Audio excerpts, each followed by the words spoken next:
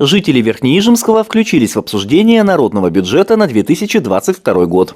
Открывая встречу, посвященную реализации проекта, глава Сосногорского района напомнил сельчанам об уже проделанной работе. Благодаря поддержке региона в 2017 году был реализован на вашей территории один народный проект. Это благоустройство сквера памяти в поселке Верхнеижемский на общую сумму 334 тысячи рублей.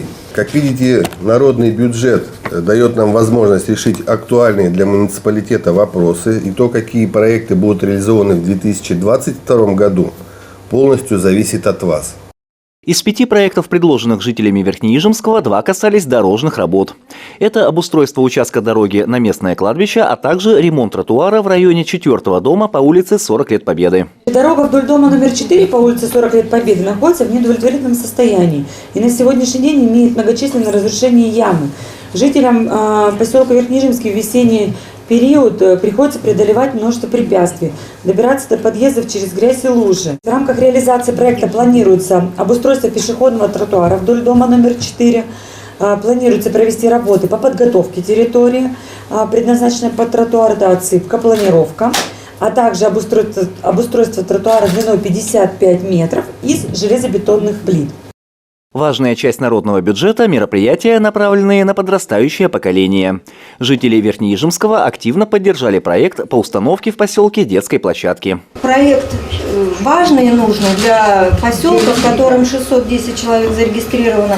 Есть детский сад и школа, значит, есть семьи с детьми. Очень важно. Я думаю, что детская площадка современная, яркая, красивая, необходима поселку. Еще 2 народные инициативы были посвящены обустройству уличного освещения.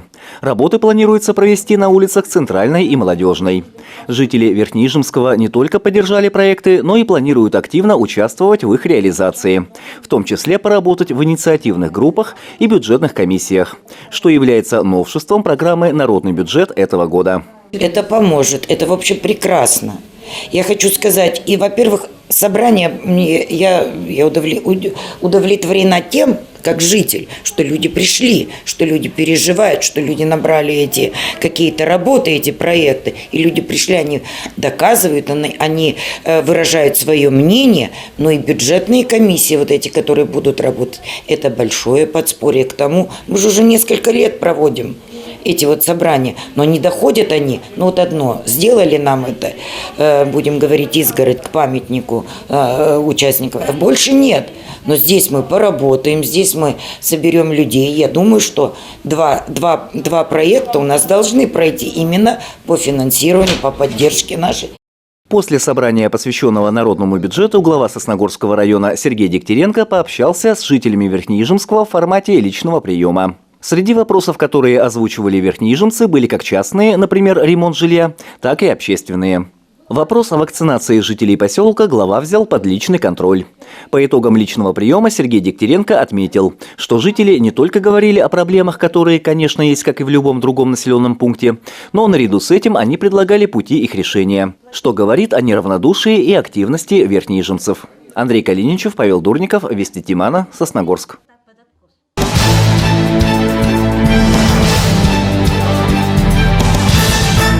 Сразу 2 прямых линии, объединенных близкими темами, прошли в общественной приемной главы Республики Коми по городу Сосногорску. Первым поводом стала всероссийская акция «Сообщи, где торгуют смертью», которая проходит по 26 марта. Она призвана обратить внимание как можно большего количества людей к проблемам наркозависимых и их близких. На базе учреждения здравоохранения нашего Сосногорской центральной районной больницы организована также прямая линия в кабинете у врача-нарколога, куда каждый может позвонить и обратиться со своей проблемой. Будет дана консультация, оказана консультация, можно пройти тесты бесплатные на выявление наркотических средств в организме человека. Телефон прямой линии нарколога 6 61 91. Оказалось, что общая беда некоторых сосногорских родителей – снюсы. Ситуация простая. Мама нашла в комнате сына снюсы. Что делать? Если все-таки у ребенка обнаружили вот эти вот снюсы, можно, конечно же, обратиться у нас и в отделение по делам несовершеннолетних, и в комиссию по делам несовершеннолетних, и к врачу-наркологу для того, чтобы провели профилактическую беседу. Это останется всего лишь профилактической беседой, дальше за рамки этого оно не выйдет, если, естественно, ребенок не будет совершать какие-либо преступления и правонарушения под действием данного средства, как снюс. Во время второй прямой линии на вопросы сосногорцев отвечала начальник отдела по делам несовершеннолетних Юлия Арашина. Юлия Сергеевна отметила, что по сравнению с 2019 годом в Сосногорске отмечается снижение количества преступлений, совершенных подростками. Если же проанализировать все преступления несовершеннолетних, то лидерство остается за кражами. Причем сами подростки объяснить свою тягу к чужому добру не могут. Даже сегодня, например, столкнемся с той ситуацией, когда вот было сообщение, что 2 подростков были задержаны в магазине «Горка» за хищением продуктов питания. Лично я выезжала на выезд, говорю, продукты питания, у девочек спрашиваю, зачем и почему, просто так, ради интереса. То есть, в принципе, сумма мелкая, там получается около 300 рублей на двоих, но тем не менее девочки уже себе всю жизнь испортили.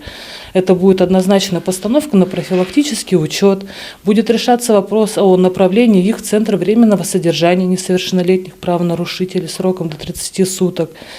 Соответственно, в школе все субъекты профилактики с ними будут проводить работу. То есть у детей уже, говорю, первое их пятнышко в их жизни было поставлено. Звонки на прямую линию поступали довольно-таки часто. Оказалось, что у жителей города есть жалобы на несовершеннолетних сосногорцев. Я работаю в Аркаде. Здесь каждый день детей с 3 или с 2 часов по человек 40. Они курят электронные сигареты спокойно в коридоре.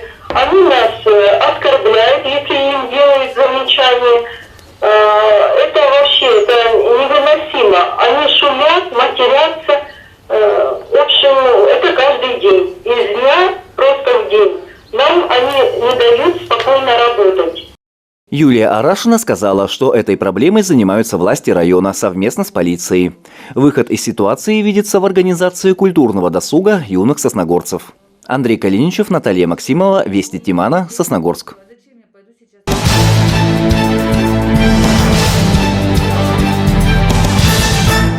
Сосногорский центр занятости помогает безработным на данный момент гражданам получить профессию, пройти переподготовку или повысить квалификацию. Их отправляют на обучение в рамках национального проекта «Демография». Содействие оказывают нескольким категориям населения. Безработные, которые учатся бесплатно от нас, которые стоят на учете. Женщины по уходу за детьми до 3 лет, а также женщины, не состоящие в трудовых отношениях и воспитывающие детей школьного возраста. И предпенсионеры за 5 лет до пенсии, и пенсионеры. Сотрудники Центра занятости предлагают востребованные направления, учитывая пожелания граждан. Обучение может быть очным или дистанционным. Получить консультацию можно в отделе содействия работодателям в подборе необходимых работников. Номер телефона вы видите на экранах. Полина Бастракова, Андрей Калиничев, Вести Тимана, Сосногорск.